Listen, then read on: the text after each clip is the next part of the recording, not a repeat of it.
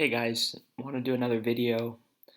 You guys have been quite supportive, not getting overwhelming feedback, but people are getting back to me, so cool. Some people have even been challenging me, which is great. Um, I want you to challenge me. If I don't get back, I do get back, but I don't like to get into back and forth comment wars unless I really feel like it's going to be productive for me.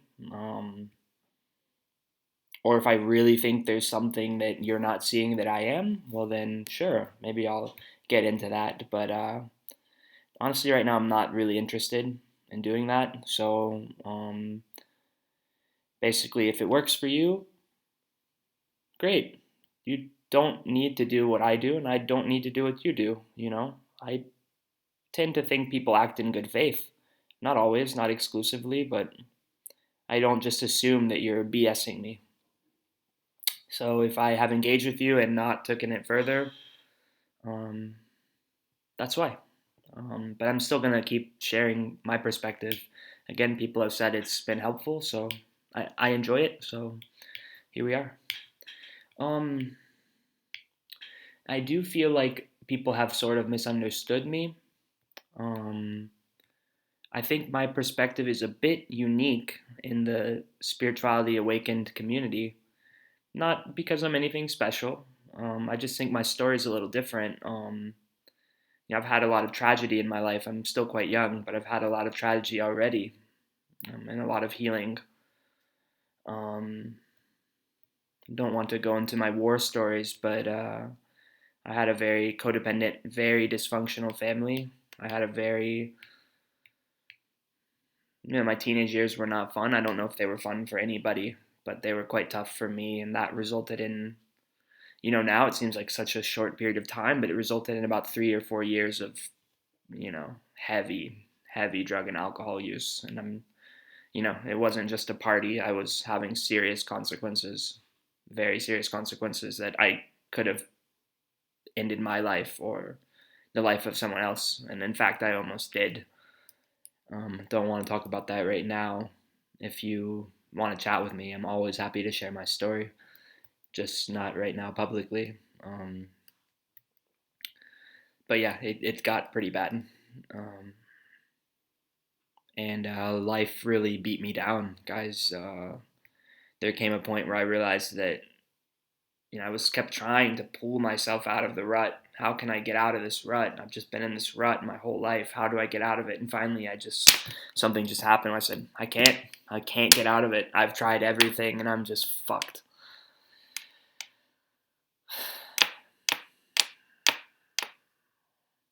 And that was the cool moment, believe it or not. When all that trying to micromanage, all that, how do I figure it out? How do I do this? It just dropped. It just completely dropped. And just the feeling I had, I can't even describe. It was love. I think I'm better at being poetic when I'm typing or writing, so I'm not gonna be too poetic right now. But it was love. It was deep love. You know,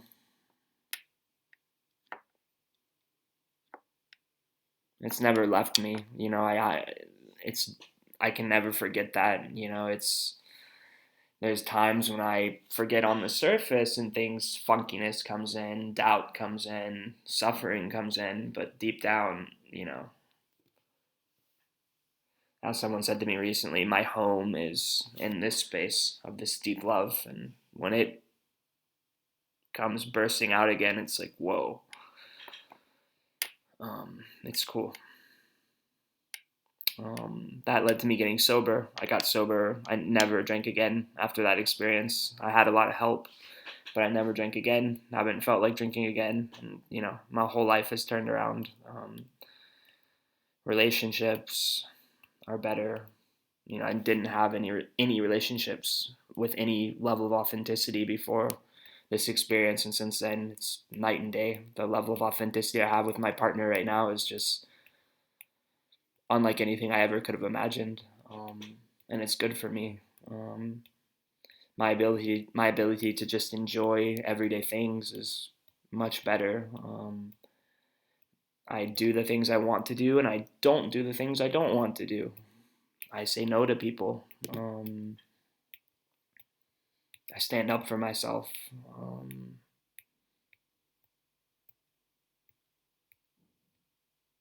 I don't sweat in the small things so much, you know. Not everything has to be a crisis anymore. and on a deep level, I just am genuinely grateful for the gift of life. So, look, I don't know if I'm enlightened, I guess, by the typical terminology, probably not, but to hell with the terminology. You know, I'm a guy who had a lot of tragedy in his life very young and has come out the other end. And I genuinely say that life, I really think life is a great gift despite all of the hardship. And I think that's what people detect in me when they say, well, you should share. Well, maybe that's what they're seeing. Um, that's all it is. Okay.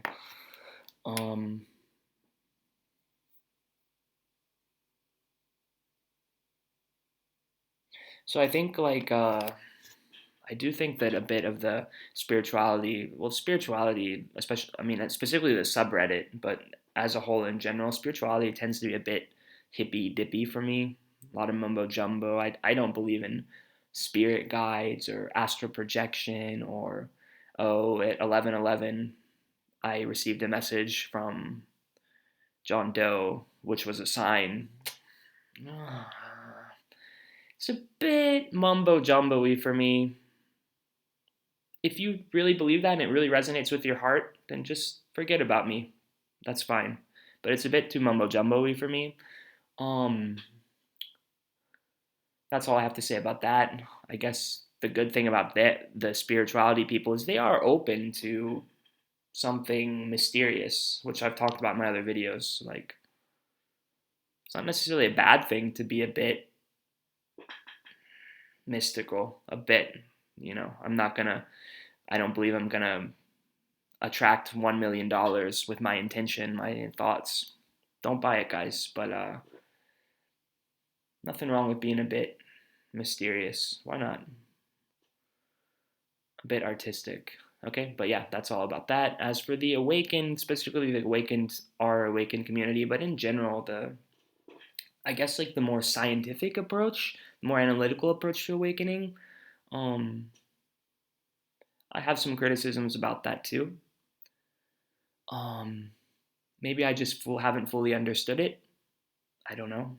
Um, and I do believe that it works for people. Um, I guess what I really want to react to is people saying that, well, my approach doesn't work. You know, since my approach doesn't follow the typical mm, XYZ, do A, you'll get B. You know, there's kind of steps. There's a lot of common language like self realization, then there's abiding awareness, and there's a lot of terminology, and there's enlightenment. It's almost become a religion. Honestly, the way I see it, it's almost become a religion. Um, there's these concrete steps, and if you're not here, then you're not doing it right. If you're not doing this, you're not doing it right. And there's a lot of groupthink, I think, going on. I did have an experience recently. I'm not going to say where, but it was with a community of these people that are more scientific, and I challenged a bit of what they were saying, and someone got back to me with this long text, and I don't know. Again, maybe I'm wrong, guys, but just the fact that everybody jumped on board with that text is like, yeah, like that was great. Like the whole community was just supporting this, and like, look, I'm glad it works for you, but that doesn't mean other approaches don't work. That's all I'm saying, okay? Because I can't know if I don't know if your approach works for you. I can't tell from text. It would be almost easier if we did a phone call or something, or if I knew you in person. Just hypothetically, a phone call is possible, but hypothetically, you know, if we met in person and we got to know each other, then I would say, oh, your approach does work. I don't know. I just tend to assume that people act in good faith. Not always, but usually. Um, so I'm not criticizing necessarily that the approach doesn't work. What I'm criticizing is that people think, well, you know, since I don't fit into that norm, that my approach doesn't work. It's closed minded, you see? Um,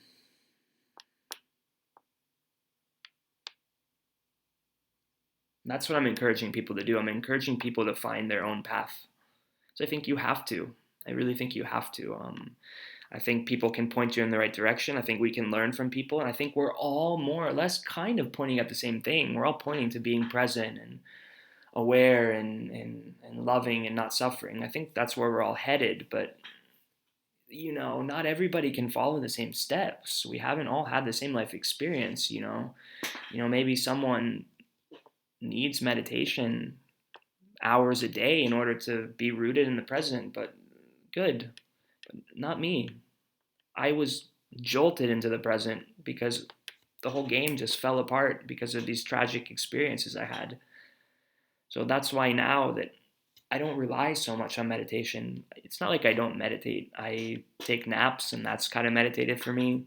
When I'm really feeling the weight of life, I will certainly stop and do nothing, sometimes listen to music. I have a meditative mind, is what they say. Um, Everything is kind of meditation for me.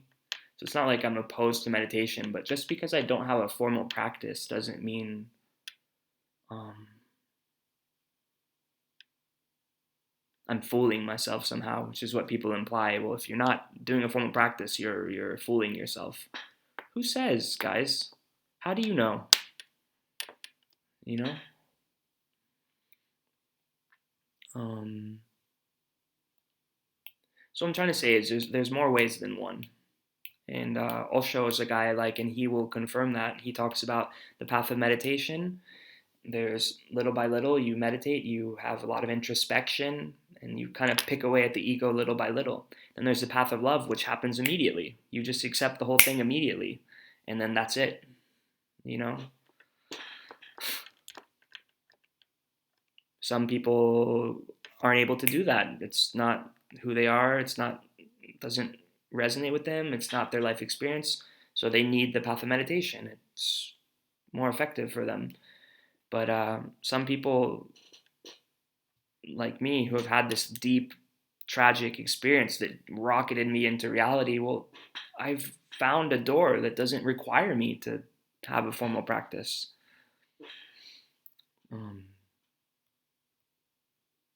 and again, when people challenge me on that, I did challenge my former teacher on that just to see what he would say. I wanted to know if the guy was full of crap or not, and turned out he kind of was. Um, but now I don't need to go around defending, well, I don't meditate. I don't meditate. And this is why you're wrong. I don't need to defend it. I don't need to. Because I know what works for me. So that's all I want to say about that. I just would encourage people to be more open minded.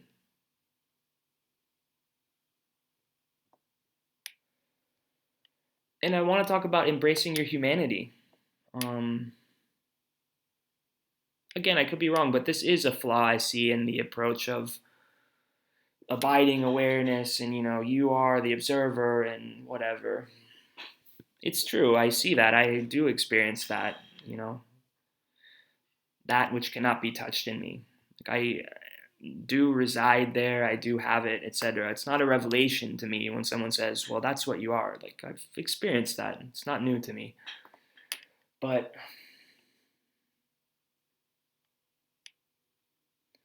what I see and maybe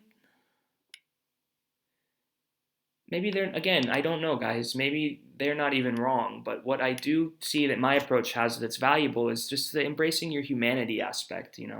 And actually that former teacher used this quote or talked about this, and I like this from him. He said, a 70-year-old cancer patient can have a lot more insight than some 25-year-old kid who's talking about, well, your awareness.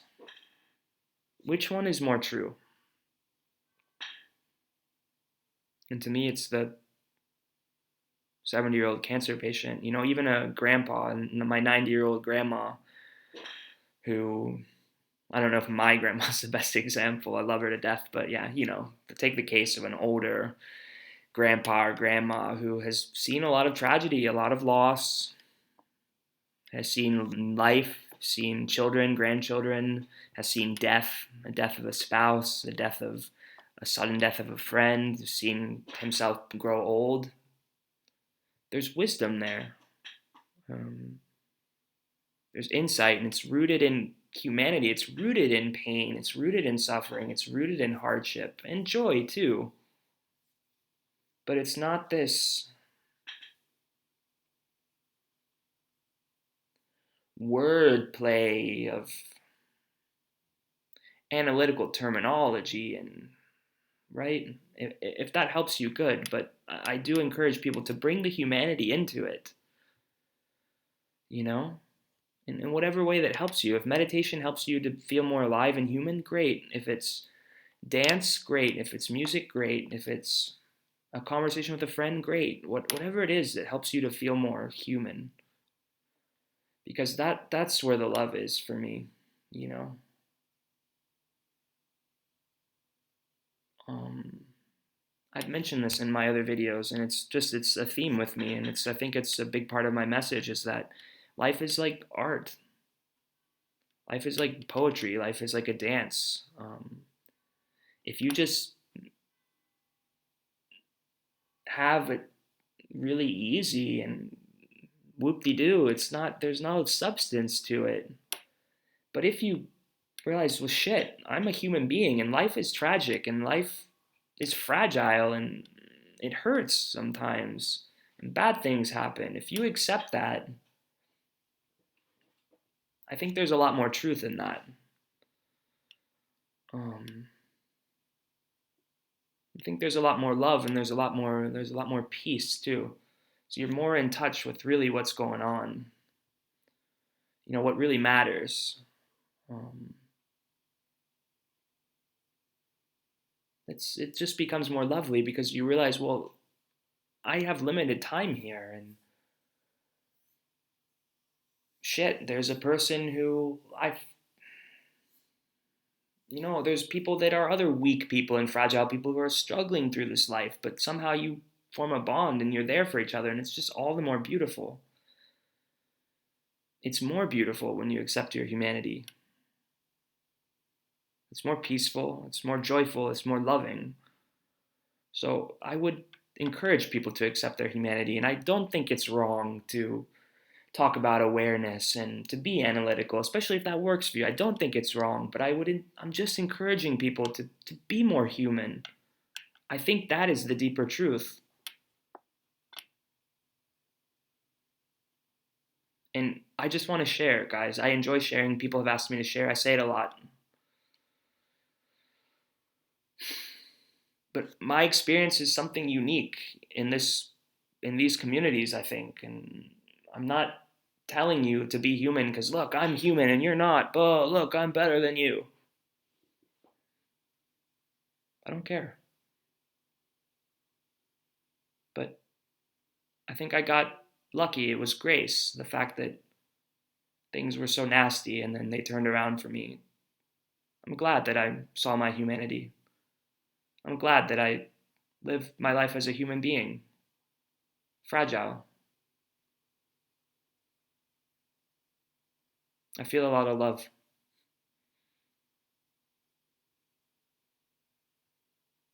All right, thank you guys. Take care.